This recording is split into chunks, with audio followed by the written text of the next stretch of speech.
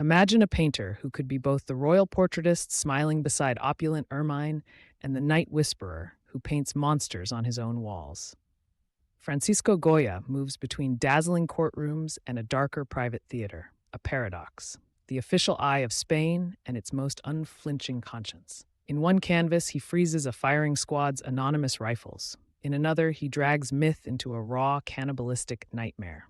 He is the man who made a small, terrified dog stare at infinity and made a milkmaid look like the last human stubbornly holding a world together.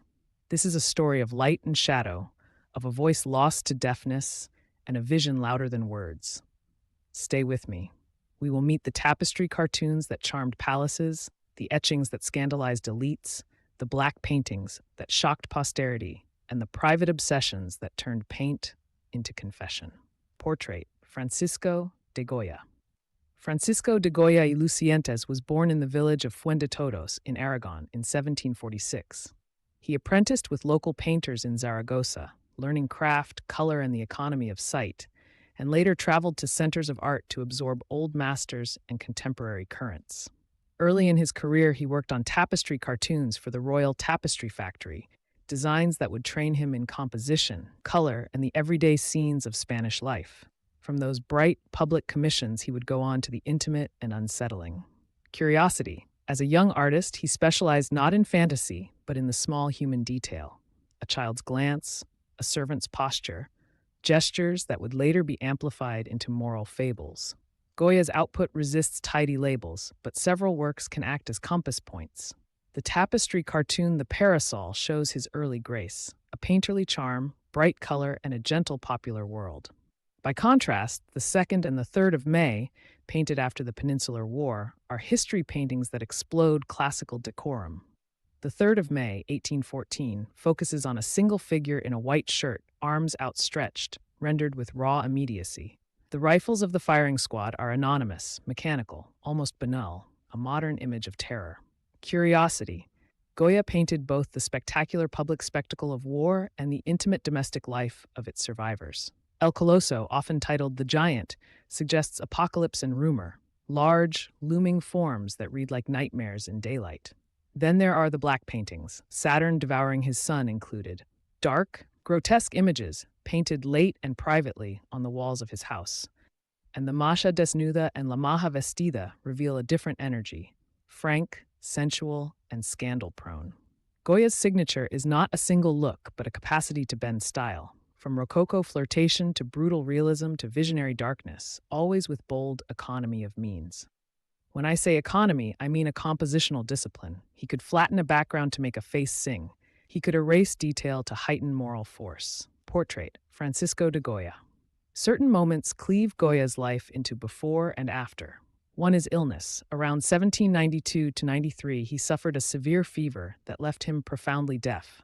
The world contracted into soundless vision. His brushwork loosened. His imagination darkened. Another turning point was the Peninsular War against Napoleonic intrusion. The atrocities he witnessed and learned about returned again and again in his canvases. The executions, the brutality, the humiliation of a nation. Curiosity. Despite being a court painter, intimate to kings and queens, he used that position to observe power at close quarters and then depict its failures. A final pivot was exile. In his 70s, Goya left for Bordeaux, where distance sharpened his memory and produced gentle portraits like The Milkmaid of Bordeaux. These experiences, illness, war, public appointment, and exile, refracted his art into sharper, more honest light. Goya's materials and methods are as revealing as his motifs. He worked in oil on canvas and at times on tinplate, an economical, resilient support that produced bright, immediate surfaces. He mastered etching and aquatint for his print series like Los Caprichos, aquatint being a technique that creates tonal washes in printmaking, like watercolor in black and brown. His brushwork grew freer over time. In late pieces, paint is applied with broad, confident strokes that suggest form rather than detail. He favored a palette that could be radiant or ashen, a spectrum from the clear pastels of tapestry cartoons to the muddy umbers and blacks of the black paintings. Curiosity. Goya would sometimes scrape paint back or paint over pictures on the same surface. He treated the canvas as a living record. For mood, he used negative space decisively. The abyss around the dog, for example, is not empty but an emotional void. Across decades, a handful of obsessions recur: power and its cruelty, superstition, witchcraft, and popular belief, the fine line between comedy and horror, and human vulnerability in the face of military or natural force. The 3rd of May is a parable about dehumanization: light on the victim, darkness around the killers. Witches' Sabbath and the Black Paintings pry open Spanish superstition and private dread, rendering folkloric figures as monstrous archetypes. El Coloso and other large figures become metaphors for social catastrophe, a giant that may be war, famine, or historical nightmare. Meanwhile, portraiture, the royal family, Ferdinand II or the Duchess of Alba, exposes the paradox of intimacy and flattery. Goya often painted the powerful with psychological exactness that could read as critique. Curiosity. He repeatedly painted dogs and servants, seemingly small subjects, but used them as moral foils. The dog that drowns in a vast emptiness becomes unexpectedly a poem about abandonment. Goya lived both admired and suspect. As court painter, he enjoyed access and commissions, yet several works provoked scandal. The Maja Desnuda attracted official censure and at one point was seized by authorities for alleged indecency, a sign that his frank depiction of the body collided with public morality. His prints, Los Caprichos, satirized corruption and folly and unsettled establishment figures. Later critics called him a precursor to modernism. Contemporaries sometimes called him immoral or too dark. Curiosity, that he was simultaneously the official portraitist, painting kings in ermine, and the creator of savage social satire, is one of the great ironies of his career. After his death, the Black Paintings were removed from the walls of his house and became objects of posthumous shock and fascination, reshaping how later generations read his life as a narrative of inner torment. Goya's legacy is vast and paradoxical. He is a bridge between old master painting and modern sensibility. 19th and 20th century artists, from Delacroix to Monet, from the Romantics to the Expressionists and Surrealists, found in Goya a language for emotional intensity and social critique. His etchings expanded printmaking's moral reach. His late looseness of touch prefigured 20th century freedom of facture. He taught artists how to make political feeling visible without slogans, how to let paint itself carry moral weight. The dog, with its spare horizon and long silence, influenced artists who wanted emptiness to speak. The Milkmaid of Bordeaux, calm and human, shows that the same hand could still offer tenderness after decades of violence and loss.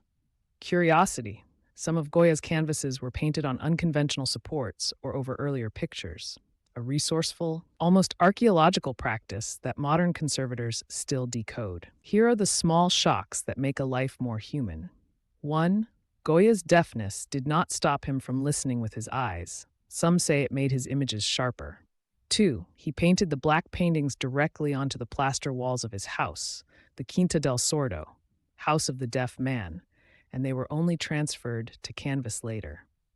3. He used both high society commissions and low-life scenes to bankroll a practice that often criticized the very patrons who paid him. 4. He sometimes painted on tinplate, yes, tin, and even on small metal supports, a reminder that innovation can be born of thrift. 5. Despite scandal, the sensual Maja appears twice, clothed and unclothed, as if Goya were testing the difference between public decorum and private truth. Each fact is a small prism that refracts how complicated his life and reception were. In the end, Goya remains a voice neither fully classical nor comfortably modern, a navigator between intimacy and spectacle, between courtliness and dissent. He taught us that a painting could be a mirror held to society and a mirror held to the soul, that a brushstroke can be accusation, confession, and elegy at once. Look again at the firing squad's pale shirt, the skeletal giants, the milkmaid's steadiness, and the dog's hollow eye. They are not simply images, but instruments of moral seeing. Curiosity and paradox follow him. The royal painter who became a prophet of unease, the deaf man who produced some of the loudest pictures in Western art. His work still asks us to look hard, to find in shadow what light won't tell us. That is why 2 centuries on, Francisco Goya continues to unsettle, to move, and to matter.